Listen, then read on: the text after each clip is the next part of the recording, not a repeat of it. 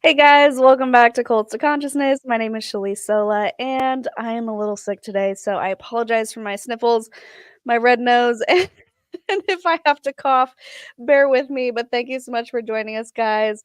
I am joined today by Charlotte. Welcome, welcome.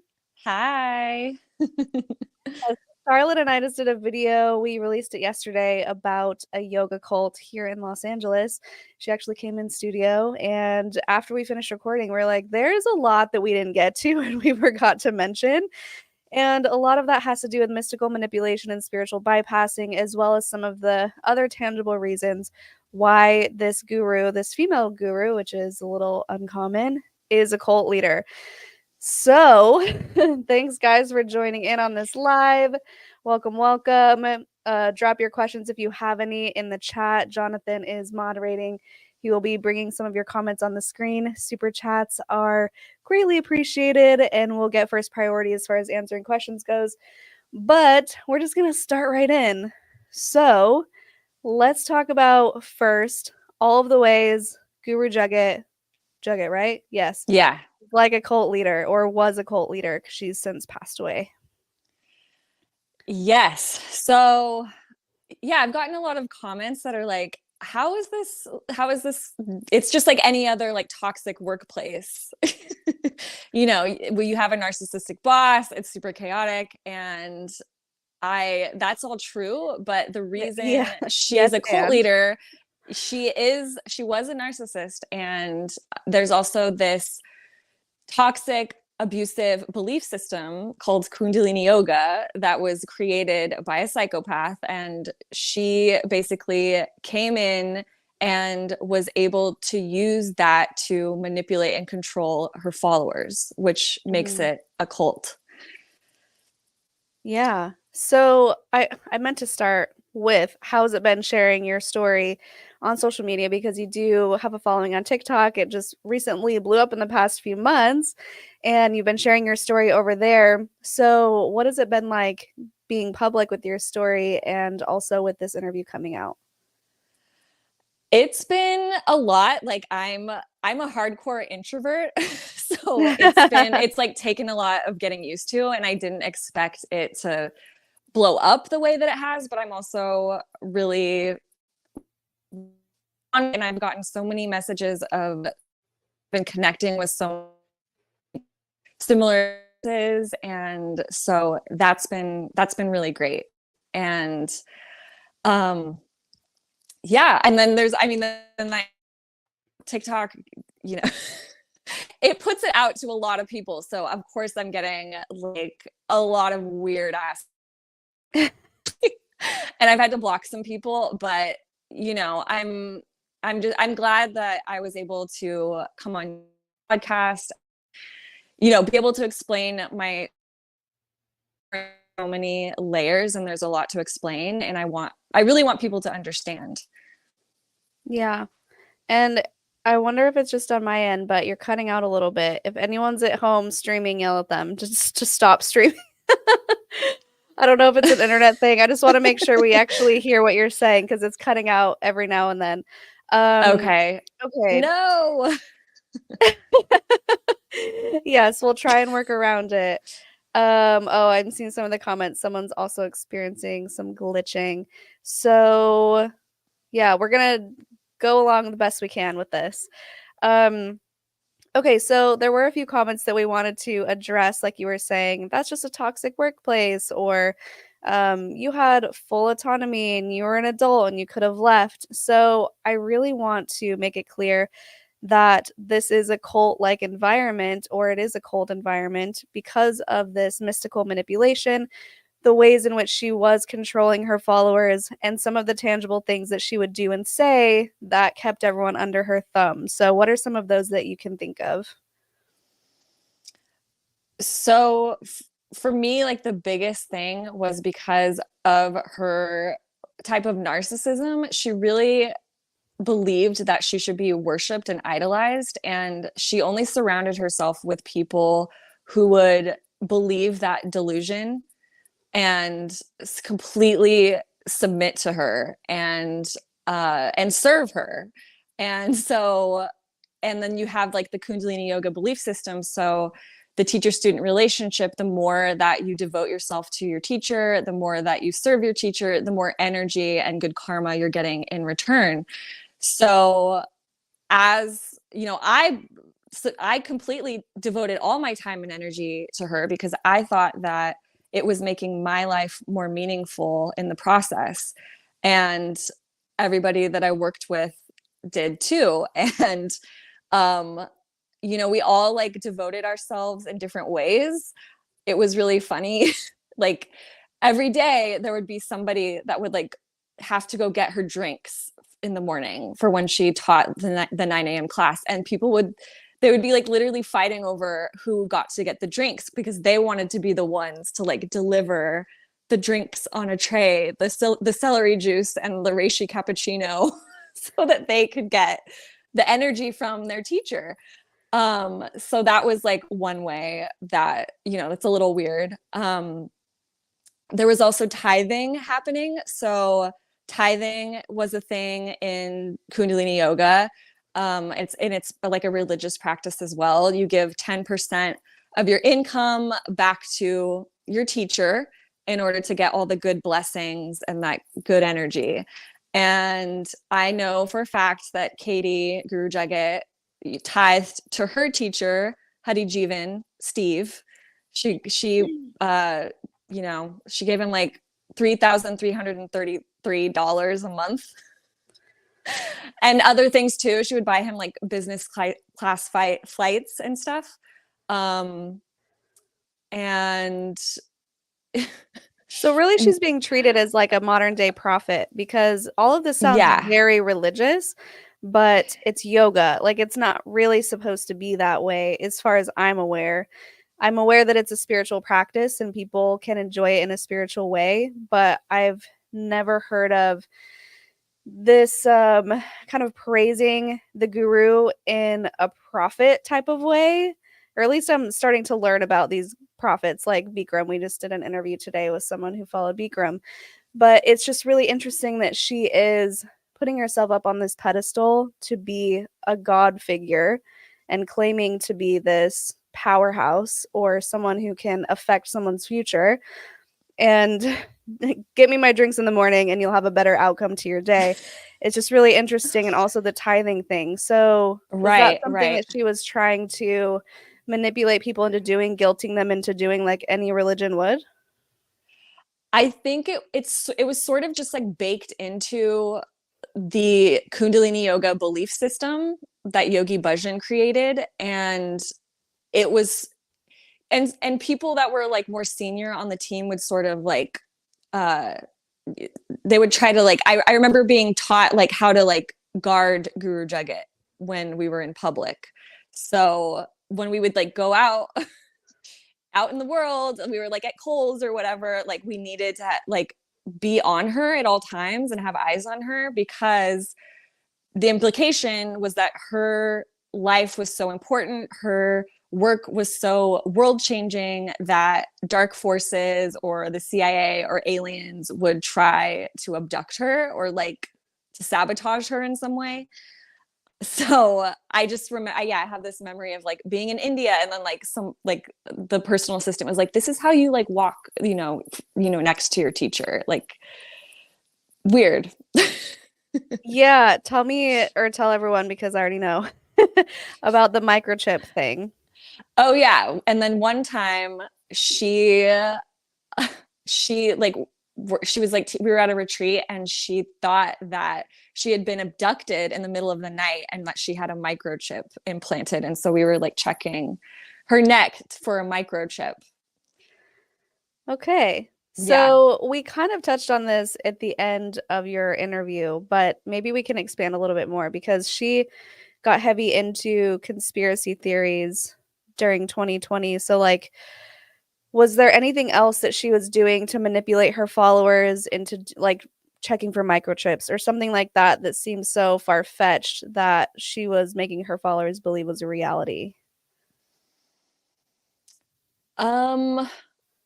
I mean, yeah, like how in the interview we touched on how on one of like the all staff Zoom calls, she was like basically called out as being like, you know, not from this world. She should get an Oscar for acting like a human being because, you know, her vibration is so high and she's, you know, not from this planet. But we were all supposed to like feed into this delusion that she was omnipotent and was like perfectly superior in every way, like these yoga masters and like these enlightened beings were.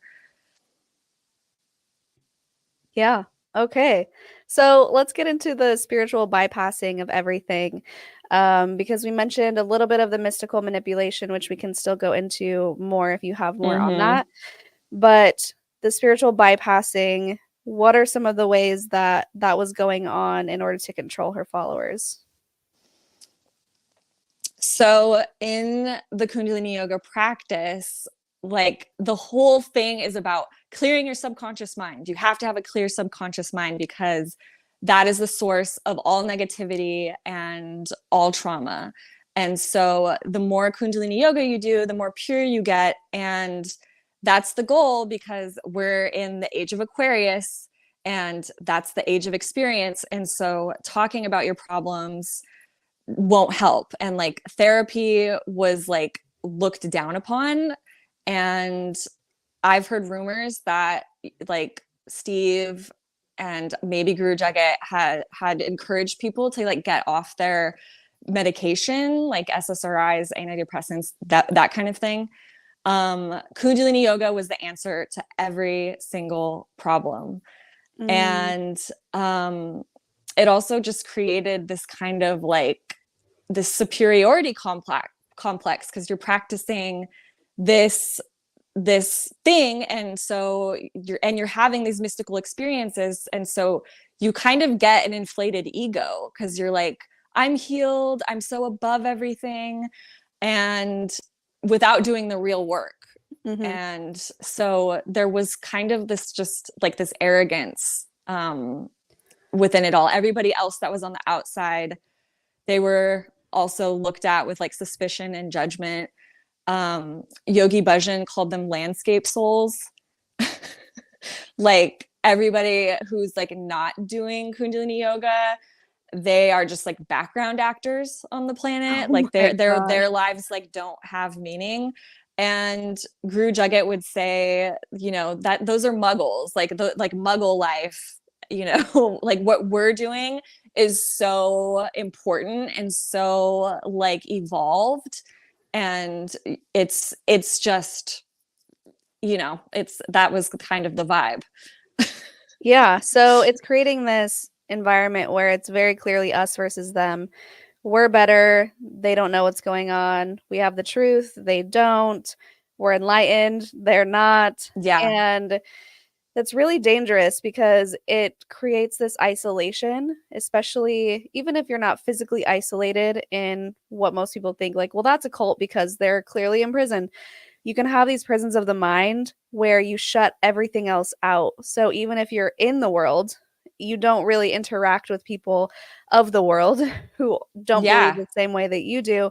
And it creates this bubble and this echo chamber where you're only receiving information from the leader and you're making decisions based off that information. You're not open to hearing any other opinions outside of yourself, which I think can be really dangerous, especially when you go into something like the pandemic and she's going off on these conspiracy theories, telling you guys go on unemployment, but still work for me. And it creates all of these problems. So, is there anything else that you can think of aside from what we've already mentioned that would be classified as spiritual bypassing or mystical manipulation? Um, Another thing that I just thought of is like, and like Yogi Bhajan said this a lot, and like it was said a lot at Rama and with like Katie and Guru slash Guru Jagat, uh, like be like the lighthouse, like become a lighthouse. Like by you doing Kundalini Yoga makes you so evolved and so you are like a healer, like you're changing the vibration of the planet just by doing your practice. Mhm. So if and people would she would say this constantly, like you being in, like, you doing this practice and then going into the world, you can change a room just by your vibration, because your vibration is so high or whatever. So you're like, you can walk into a room and literally heal the room just by being there. So I feel like that was another way that it created this like spiritual bypass situation. And they're also talking about prophecies, right? Who were you mentioning off camera before we started who had this crazy prophecy about 2040? Yeah, Yogi Bhajan, and this was taught to us in teacher training, and I think in at Rama it was also alluded to. But the prophecy was in 2040, 1/3 of the population will die, one population will go crazy, and one population will live in enlightened society, and that's us. We're the chosen ones. It's so interesting because it's so religious. It sounds I like know. insert any prophet here, and that's what they all say is we're going to be the only ones after the rapture, or when the world ends, or we're the only ones in heaven because we're the only ones that have the truth. It's just so interesting that that would translate to a yoga community. Right. And going to New Mexico, where we did summer solstice, and it's a 3-day festival where we were doing white tantric yoga, and it's a very intense form of yoga that Yogi Bhajan created, where you're sitting in these lines and you're sitting directly across from a partner and you're staring into their eyes, and you are chanting for hours and breathing for hours and like staring into another person's eyes for hours for 3 whole days. And you like it's like a mass hypnosis event. Like you go into a trance like state. It feels really dramatic and really like psychedelic in some ways. And I remember after my first summer solstice, we did a blind walk, and that's like how we ended each day on the summer solstice. We would get into these groups of 12 and we would walk around the land chanting Waheguru over and over. And we did that for like 90 minutes, and then we met back up at the tent and we're still chanting, and then it started to rain like instantly. And I was told that Yogi Bhajan had a city, which is a yogic power, to control the water element. And it seemed very miraculous. Like it just started raining out of nowhere. I told this story on my TikTok, and somebody was like, well, it's New Mexico. Like it rains. There's random summer thunderstorms. But at the time, I was convinced that I had found my people. Like it was like my life before was a mess, and now I was found. And I was having this crazy spiritual experience, and it seemed so real. Mm-hmm. And I was told, and like I started crying because I was like, I was like, this is wild. And after that, I'm like talking with my coworkers, and it was told to me that doing that blind walk, we were creating the energetic grid for a space station to leave the planet, because the planet was going to become uninhabitable, and we were building a space station. Well, thank goodness for you guys for saving the planet. Okay, I'm gonna look at some of these comments here that have been starred. Thank you, Jonathan, for doing that. We just have some nice words of encouragement. Thanks, Alexa. She says, thanks for all that you do, Shelise and company. You're welcome. We have, Angelica, what's up, girl? Thanks for having us here with you, live C2C. Thank you for your work. I look forward to hearing from the guest. To the guest, you're so brave. Thanks for being here and being vulnerable. That's very kind. And Rachel reminds us, don't forget to like and subscribe. All the YouTube things. Thank you, Rachel. Okay, let's see.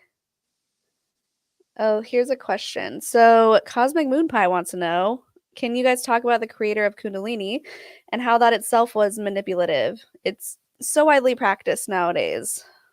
So I think she's talking about Yogi Bhajan, right? Or this person, I don't know. So do you want to Yeah. talk a little bit about that? Yeah. So, and I talked about this a little bit in our interview too, but he basically combined the physical like movements from like a Swami in India, and he mashed it up with Sikhism. And that's where he got a lot of like the mantras and stuff. So he created this blend and branded it as Kundalini Yoga. And I believe that he did it to get people super high in these like mystical hypnotic states in order to easily control and dominate his followers. Mm-hmm. So I think that's why the practice is manipulative. I mean, in the wrong hands, it's manipulative. Yeah. And I mean, I've seen a lot of comments that are like, well, it's really beneficial. It does all these things. And I hear you. I see why people would get the value in it. And if they can practice it from a place of freedom, great. Yeah. I'm just saying that I was exploited by it, and a lot of other people have too. So yeah, I just wanted to make that distinction. I think that's a really good point. Practice from a place of freedom. So, just like with any of these cults, there can be great things that you get out of them, and maybe that's why you stick around for so long, because not everything is bad within these cults, because if it were, no one would join them and no one would stick around. So there's always going to be something beneficial that you can bring from it, but practicing from a place of freedom is key. So if you enjoy the exercise, you enjoy the breathing, the meditation, great. But as long as it's on your own accord and no one's telling you or forcing you to do it at 4:30 in the morning, in your case, Charlotte. Right. So if you can do that from a place of autonomy, then that's awesome. There was someone else who mentioned, let me find the comment so I can put it on the screen, about how is this different? There it is. So I don't butcher it. Is there any difference in this type of yoga and the yoga taken at the gym? So I think that's kind of what we were mentioning is, well, there's lots of different types of yoga. I think if you go to a gym class, it's just a gym class and you're not following anyone specific. There's no guru involved. It's just exercise, right? Right. Yeah, I think exercise at the gym. When I think yoga at the gym, I think vinyasa or hatha. Yeah. And there are some of those movements in Kundalini Yoga, but it's mostly, I mean, there's just an emphasis on breath work and like moving. There's like a lot of spinal movements. So you like awaken the Kundalini at the base of the spine. You're holding your arms up for a long time, and there's a lot of chanting as well. Okay. Yeah, it does seem like this practice specifically puts you in an altered brain state, which can make you very susceptible to things. And what are you chanting? Like, what are the meanings of these? What is being told to you as you are in this susceptible state? Because just like with hypnosis, you can become susceptible to things and not really realize it. Right. Was there anything like that you noticed where when you were in this heightened state of mind that they would give you these messages that you would just automatically accept because you were in this different brainwave state? Yeah, they would. I just remember being like my first night at teacher training, and I was doing like really crazy meditations that I had never done before, where it's like 45 minutes of like chanting and breathing. At like one point I almost passed out because I was like, the breathing was so intense. And Tej, the teacher, was like, go into the ethers, go. And like when we came out of the meditation, she's like, wow, you're such a powerful group. I really felt like the angels all around you. And it was just like implied that like we were going somewhere. Like we were with the angels, we're in the ethers, like we're clearing our karma, like we're upgrading. Mm-hmm. And so I feel like that's a little different from like your regular yoga class at the gym. Yeah, a little bit. Yeah. And yeah, it's So, um, Angelica wants to know, she mentioned a planet. I didn't quite catch the comment, but made me think of Promised Mormon Planet. If it's like that, can she elaborate? So I don't know if you're familiar, Charlotte, in Mormonism. They recently said that we never taught this, but they totally taught that when you die, if you do all the right things in Mormonism, you get your own planet to rule over. So no I don't. way. Yeah, Oh my God. yes way. Yes way. So was there anything like that? I'm not sure exactly what Angelica's referring to about a planet, or is that something that Guru Jagat was saying that she would go to different planets? I mean, she went to like, she was like talking to Saturn and Mars, apparently. Like that was like said on an all staff Zoom call at one point. But she might be referring to the summer solstice thing where it's like we're laying the energetic grid for a space station to like go into space. But I don't know where I was never told to me where we were going. If we were going to another planet, probably we got to go somewhere. We can't just be in space. Okay, so she was making it seem like you guys were all gonna board a spaceship and go somewhere. I I will say, like, Katie never said those words to me, but that was sort of like The that was like on implication. the down low. That's like the real information, like that was told to me by her personal assistant. Okay, Yeah. so we've covered a lot. Is there anything that we have missed that you wanted to talk about today that we didn't get to in your initial interview? Um, I feel like, yeah, I'm just like looking at my little bullet points. I feel like we covered a lot. If anyone else has any questions, I'm happy to answer them. Okay, cool. Oh, here's a question. Can you ask Charlotte about her experiences with the Sikhs and the real gurus? There's been some back and forth in the comments about if Yeah, it's Sikh or Sikh. We had someone who speaks Hindu say, no, it's Sikh. And then a lot of people are saying it's Sikh. I think right. he was saying that it's pronounced Sikh in the US because they were getting tired of Yeah, of having to explain, quoting. I'm not sick. Yeah. I'm just Yeah. So the jury's out, guys. I'm not an expert and I'm not claiming to be, so we don't really know. But okay, can you can you elaborate on this question here? Your experience. Yeah, I got a very distorted view of real Sikhism. Like I did not get the real thing. And I know that because I've talked to real Sikh people and I've met them. And I know that my uh experience with this religion is not the real thing. It was Mm, very like Yogi Bhajan would just take random phrases out of the Siddhi Guru Granth Sahib, that like their holy book, mhm. and like my spiritual name was God's feet. Like that's just like a random word out of their book. Um, so, but from what I have experienced, like I did go to India, I did go to the Golden Temple, I did the steps at Goindwal, which is like this ritual where you're chanting Japji on each of the steps. I did that. I know that that's like something that they do. All of that was very beautiful.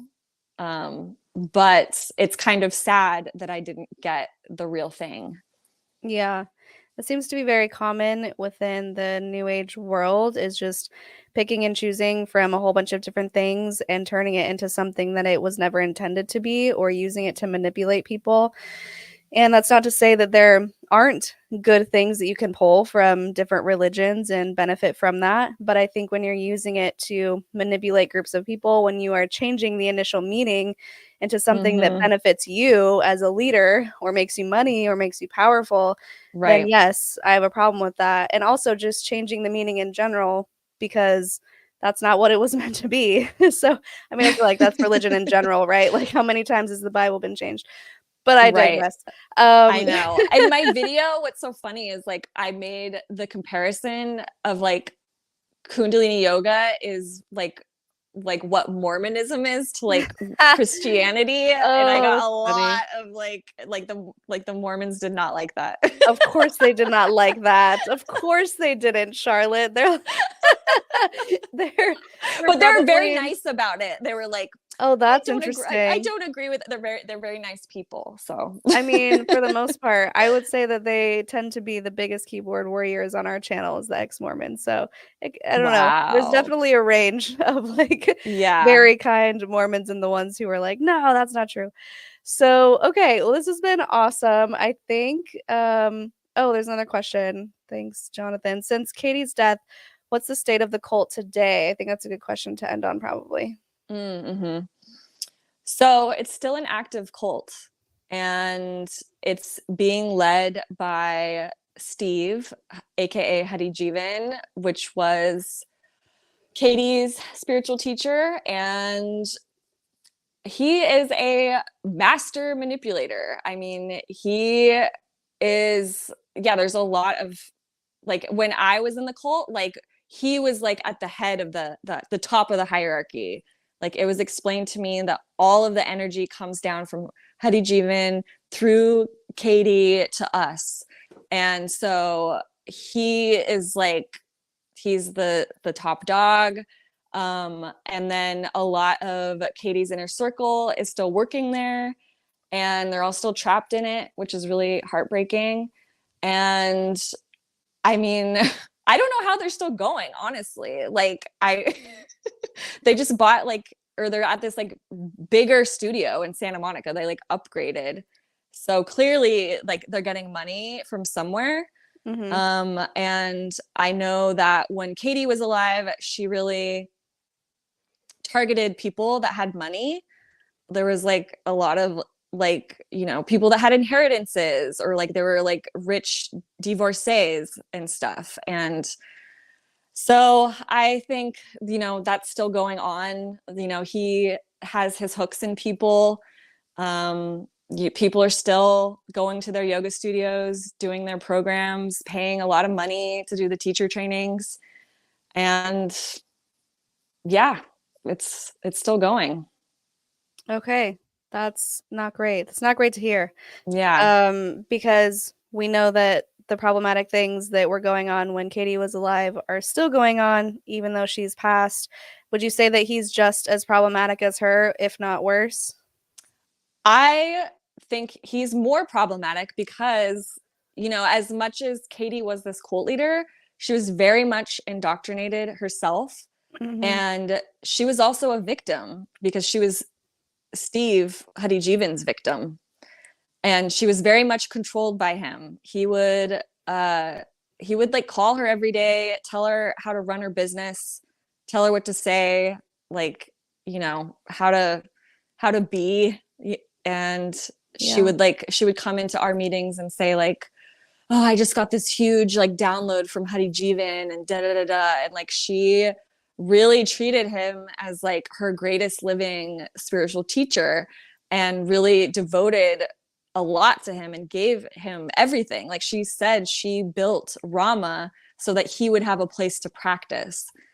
And so, yeah. And then after she died, he just like, you know, swooped in, and then he's now trying to make his child bride like kind of like the new Guru Jagat, it Oh seems. boy. Yeah. Okay. Well, keep your eyes out, guys, if you live in Los Yeah. Angeles. Not great. Oh, we got a super chat. Thanks, Ron. How did you get involved and how did you get out? Thanks for having the courage to speak out. It's a long story. I know. I guess we mentioned it well, we went into depth with your first interview, which Yeah. is posted, so you can definitely go check that out. But yeah, I feel like if I were to summarize it, it would be in a vulnerable mentality, needing some community, needing acceptance, finding it, getting love bombed, getting sucked into working for her. It seemed like a dream job until it wasn't. And then how many years was it? 2 or 4? It was 4? almost 4. It was like 3 years and like 7 or 8 months or something. Yes, and then everything was going downhill and you realized how awful it was, and I think it was during the pandemic too, right? When you had some distance? Right. Yeah. I think the pandemic honestly saved my ass because I wasn't going to the studio as much. I was like in my apartment. I'm able to like think more clearly because I'm Yeah. not going to all their, all the crazy meditations that they were doing constantly. So, yeah. Yeah. Okay, well, that's a short version. You can Yeah. you can watch the longer version, and, yeah, thank you so much, Ron. And, okay, so are Guru Jagat abuse survivors in communication with the Yogi Bhajan abuse survivors for support and information sharing? A little bit. I think there is an Instagram account called Rama Wrong. And that's where a lot of the Katie Guru Jagat abuse stories are, and like all of this the bullshit that happened at Rama.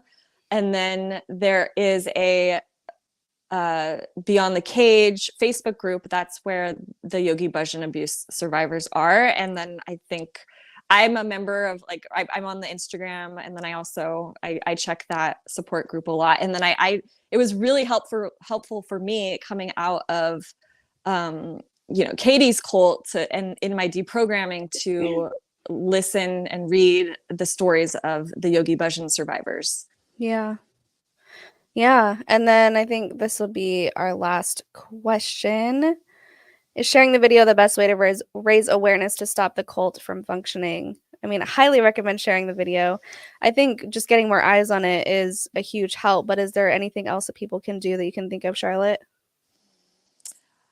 Yeah, I mean, just like take care of your friends and your family. I know I've gotten a lot of comments that are like, "Oh my God, my best friend is in this, my mom is in this."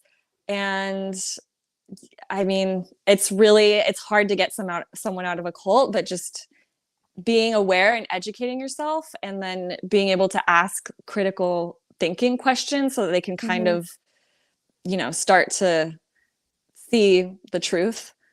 Yeah. Yeah, it's hard because when someone's in it and they get questions like or comments like you're in a cult, it only makes them double down and push you Right. away. So Exactly. it's really tricky. I think just being there and always being supportive and just letting them know that you're there for them no matter what it goes such a long way for when Yeah. they start to realize something is off, because it's also really embarrassing when you're leaving a cult and you don't want to talk about it. But if there's someone Mm-hmm. who's always been there for you, you may be willing to open up to them, and that's when the support comes in. So Mm-hmm. I would say. Yeah. Yeah. Cool. Well, thanks for coming on and sharing, Yeah, of Charlotte. course. Tell everyone where to follow Sunday fun you. day. Yeah. What's your Instagram handle so people can, or not Instagram, or if you want to do Instagram, but your TikTok is where you mostly share, right? Yeah, my TikTok is at charlotte.medlock. And then if you want to follow me on Instagram, my Instagram is linked on my page. Awesome. Well, thanks for coming on and sharing with us. Thanks for having me. This has been so much Yeah. fun. Yeah. And thank you to everyone who tuned in. I have this sleepy wiener on my lap for cuddle time. I know we like to bring him up in the lives. Oscar says hello.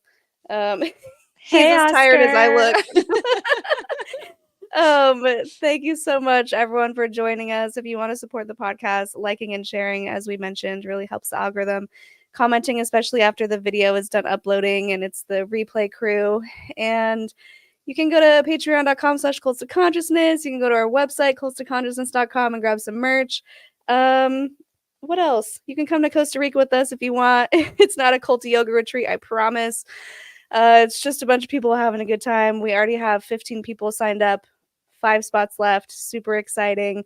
And I think that's it. So until next time, follow your highest excitement, be conscious and be well.